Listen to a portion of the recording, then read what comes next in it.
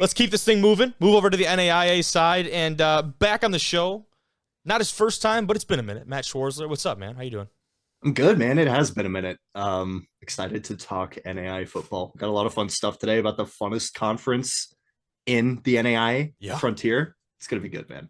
I love it, and they're the most fun, and potentially now they're making the case when you add all these different members, they're right up there when it comes to the competition level, and they have been right. It's not something that's new to it, but to start for today, I mean the big news at least for us, and we'll talk some of the other teams that are joining here in just a minute. But Simpson football, right, and it's something small school football, especially out on the West Coast. Talk about teams in California specifically.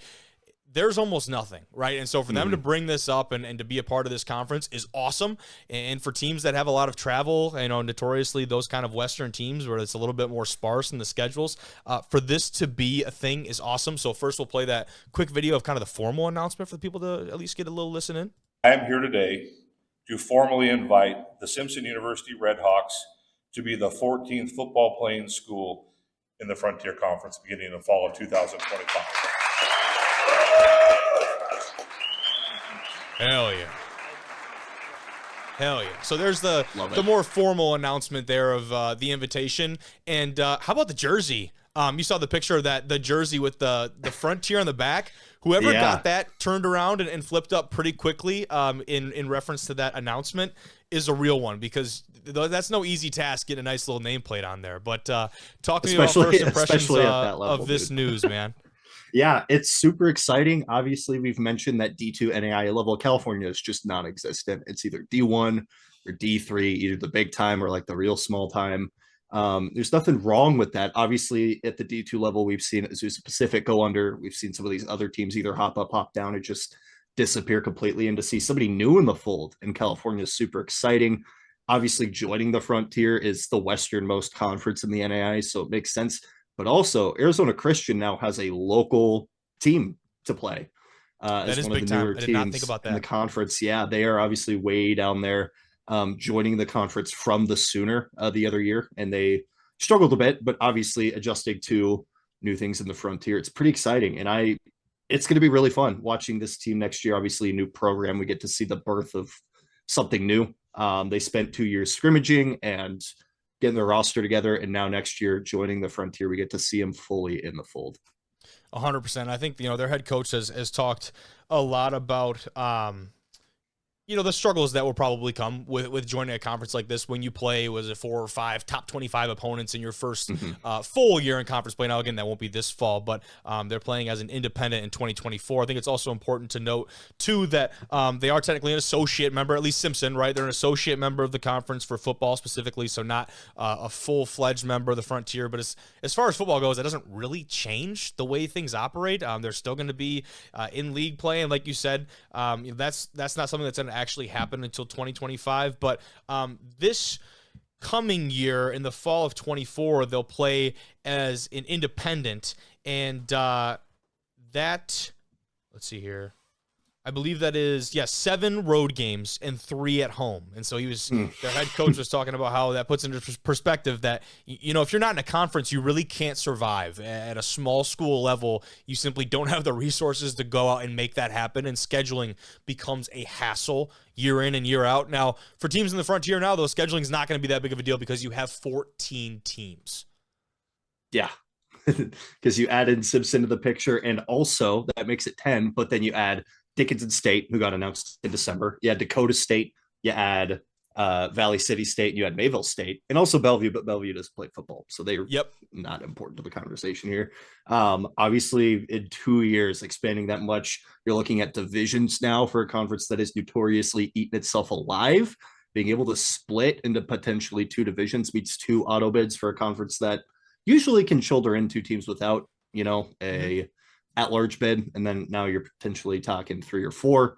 And also for Simpson, the schedule for next year, they're playing a lot of the Frontier Conference, their Frontier teams anyways, but also you sprinkle in a PLU game, D3, sprinkle in a Willamette game, also D3, and you sprinkle in Pacific Northwest Christian College, which, shout out to them. I don't know if I've ever heard of them. I was about to say, that's a first for me. Shout out the men and or women over there.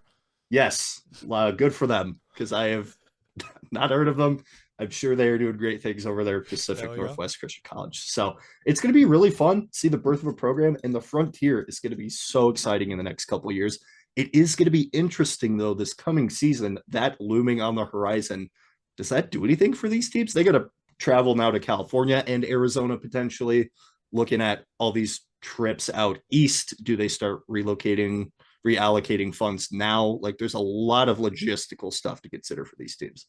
There is, and these conversations obviously didn't just spur up out of nowhere. This has been things that have gone on for a long time. But you're right. There's so many more pieces that go into this. But the obvious benefit, like you said, the split, right? I believe it's East and West, and now what you're looking at is a conference that will have two bids now to that playoff. And we've talked about it with teams before. I think we talked about it with the GPAC in particular, with a conference that has just that upper echelon, that upper tier of that conference. You can make the argument for multiple teams that all deserve that right. But when it comes to that automatic bid at the NAIA level, that is no gimme, right? It's very much similar maybe to in D3, where there's only a very select few that make it into the playoffs as a an at-large bid. Sorry, is the term I'm looking for. So I think that's probably the biggest add as far as like what this brings to the conference. Do you agree with me on that?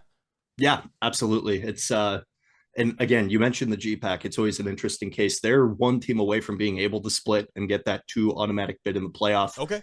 And not that it's a bad thing. Obviously, it's fun to kind of play a full conference schedule without divisions, but also that means that you're taking away an at-large bid from a team who would be able to squeak in and make the playoff more interesting. You talk about parity. I mean, obviously, these are all conversations we've had about the top levels of college football, and now it's starting to trickle down a little bit. But the frontier being able to make that split work, you could potentially look at cutting travel costs, and teams can play more local games for out of conference and that sort of stuff. It's net positive for the frontier for sure. Yeah, and then Coach Daniel and the staff over there, they did it the right way. Took over the program at Simpson in 22, and you talked about it, redshirt that class, and we've seen a lot of that. And a lot gets focused on the schools that are shutting down right now. I mean, shoot. Talk with the man from Birmingham Southern here earlier in the episode, but it's good to see that there are more schools coming on to the scene, right? We've seen at least 3 this coming year that are going to be in their first years of a full-fledged program. I know Simpson, and you talk about like Calvin College is one in Michigan that's going to be in their first year of football, and I'm blanking, and there's definitely at least one more. But that's definitely, this seems to be the blueprint of doing it. Now, does that change in the world of the transfer portal? How does this, again, NAIA transfer, that is also a dynamic amongst itself. But there's still, I mentioned, I'll talk about it later in the episode. As far as college football is concerned, man, there's over 5,000 kids still uncommitted in the portal. And, for a kid that it might be a little bit of a tough sell, maybe not. California's not so bad this time of year out here. But it might be a little bit of a tough sell to come into a new program and kind of take on these squads. And speaking of that, even though it technically isn't Frontier Conference play this fall, how about an opener and a welcome to this level of ball with, I believe it's College of Idaho is their first game. Yeah, and they are on the road in Caldwell. That is no easy place to play, even if you're, a good ranked team. And we just don't know what to make of the Simpson team. I will give them the fact that being in California, you have access to a huge recruiting pool down there. Obviously, you're going to be able to look at those kids who aren't quite that D1 caliber, but don't want to leave far from home. They don't have to go out of state to Arizona or Nevada or wherever else. You're going to be able to sell that they can stay home and play for an up and coming program. I think that's going to go a long way. Yep. But man, you're getting put to the test early. College of Idaho is no joke. They followed it up with Pacific Lutheran. And after that, at home again against Southern Oregon, who is kind of an interesting team going into next year. They're kind of the sleeping giant of this conference for those who know their NAIA history. This was a very dominant Southern Oregon University program for most of the early 2010s. Fell off a little bit, and they're starting to build back up. They have their road made out for them. They're going to have to take their licks a little bit. But I think it's ultimately beneficial that they're going to get a look at these teams before they jump fully into the conference in 2025. I agree. Wasn't it Southern Oregon that just dropped those the new helmets heading into the season too? Correct? Did you see those?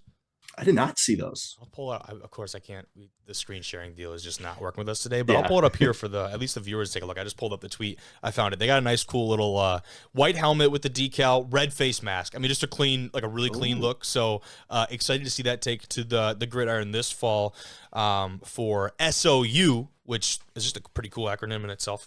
But no, you're 100% right. And kind of staying on this Simpson note. Their athletic director, Rob Harley, he was talking about kind of the stemming the tide, if you will, of California schools cutting their football programs. He said, for 30 years, I've watched football programs in California get killed. And what I love about what we're doing here at Simpson is we put a stake in the ground and we said, we're bringing football back, and we're bringing football back in the West. That's a big deal, he said. God, I love that. I love that. That might be one. We might have to put that up on a separate post because that's a tough little quote right there. Yeah. But I think it's important, and I think you kind of touched on some of those points too, in that we talk about Wisconsin a lot, we talk about the WIAC a lot, and why the WIAC is so potent is because for those kids that want to stay home and play local and play college ball, it's WIAC or Madison, it's WIAC or Big Ten, right? And for everyone in between, everyone who can't snuff Big Ten who wants to stay there, it's WIAC. So now you're talking about potentially actually a very similar situation out in a state like this, in an area like this where small school football is not nearly as prevalent, and you don't have the D3 and the D2 presence. The NAIA is a little bit more saturated out there now, thankfully. But even like, FCS, yeah, maybe a bit out there, but it's FBS, and while not all of it may be Power 4 anymore, right? There's a little more of that just a year ago. I think we're going to be in a little bit of a similar situation there, and I would hope that Simpson will be the beneficiary from that. Yeah, I think they have an immense opportunity to put some people on notice, to start the year. Obviously, you sprinkle in some D3 opponents like we talked about, get some wins on the board, show people that this is a program to be taken seriously in the way the athletic director talks about it. I imagine this is a very serious program that we are going to be talking about in a few years as a real contender. I'm excited to see it. This is going to be a lot of fun to see what they're going to be able to do, see how California plays into the NAIA. Obviously in other sports, we see it. They're a member of the Cal Pac, which is kind of dissolving for all of their other sports. And obviously the Cascade, the CCC, we see a lot of those teams go to the frontier for football, like College of Idaho, some of these other Montana schools. It's kind of all coming together for the West Coast and the NAI. As a West Coast kid, it's awesome to see because I had to go very far to go play NAIA football from Washington State to South Dakota. So seeing more of these opportunities pop up for guys local, they don't have to travel super far, be super far from home. It's awesome, honestly. And I hope we keep seeing more of it. Big for West Coast ball. Now, not so big for the North Star. What the hell happens there? You're just bleeding out right now. And you talk about, I think that's probably the best way to describe it. And then, maybe lost in the chaos because it has been a little while ago. Jamestown too, right? Has accepted moving up to the NSIC to the D2 level. So now you're in a pretty interesting predicament over there, huh? Yeah. So Jamestown, originally North Star School, like 5 or 6 years ago, joins the GPAC. Okay, there you go. Yep. Yeah, Jamestown. I at Wesley and I played Jamestown all 4 years. There you go. But they do jump to D2, so that knocks a team out. But then you go and grab Waldorf from the North Star because the GPAC has this thing where you have to be like a Christian school to be in the conference.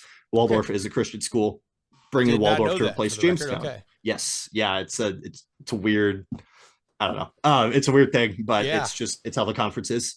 And from there, you kind of have the rest of the North Star. You have Presentation fold. You have Iowa Wesleyan fold. Waldorf is gone. Jamestown's not even in the picture anymore. And you're stuck with, the 4 teams that we mentioned earlier: Dickinson State, Dakota State, Valley City State, and Mayville State. Go. They got to go because they don't have an automatic bid. They don't have enough teams to have an automatic bid into the playoff. It's the Pac-2 situation, what we're seeing at the upper levels of college football. There's no automatic bid. They got to jump ship. They got to find something. And the frontier will be really good for them. Obviously, it would have been kind of fun to watch those teams in the GPAC as a GPAC guy. Dakota State is right in the middle of GPAC country. Yes, so it just territory-wise. Technically further into GPAC country than Dakota Wesleyan is, fun fact. But, really? Dakota Wesleyan's more west than Madison. So, but yeah, either way, these programs do have a home, which is good. We don't have to see this huge independent influx, which could be kind of weird. And they're going to be in the fold.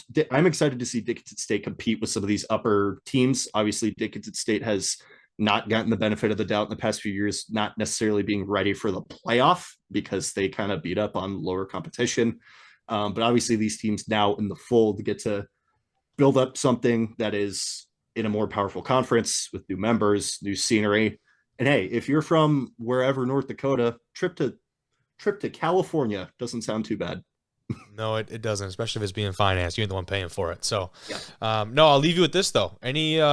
Now, again, wait, I guess I'll leave you. I got two questions. Sorry, I lied. Do we know what is the proposed split as far as like which squads are on East and West? Has that been released yet, or is that still TBD? That's still TBD. Okay. Also, with 14 teams, it's weird because it would be like a 7-team split. It could technically be done, but they'd have to. There's a weird kind of. Yeah. We won't know pretty much until we get close to that 25 season. Okay. So, Yep. Because I couldn't find that anywhere, but I know if that had been put out on any kind of medium. But as far as I know, again, we'll get those two. But as far as the coming season, I guess for 2024 with the Frontier, any clear cut favorite for you? A lot of time left. A lot of time. I talked about it a little bit on the NAI F-ball show. If you guys are listening, haven't checked it out, me and my buddy Corey do season previews, preseason content for the NAIA. Oh, yeah. We're through like 5 conferences right now, so go check that out. Man, this conference is so dumb to talk about every year. I mean, we talk about it during the season, we talk about it out of season. It is just absolutely ridiculous. Montana Tech, a lot of the Montana schools, Montana Western was my pick. They look really strong. Yes. Turning a lot of guys. Their quarterback, who was a baller last year, is coming back. That offense that was so potent. And they got a lot of pieces on the defense returning to really make some noise. That is my pick, Montana Western right now. But man, you could take Carroll, you could take Montana Tech, you could take College of Idaho. I mean, pick your poison with this conference. It's going to be absolutely crazy. Right there with you, man.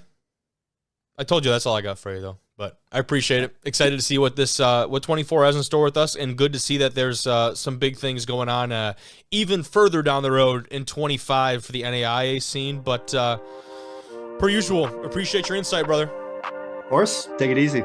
Absolutely. Have a good rest of your night there. You as well. See ya.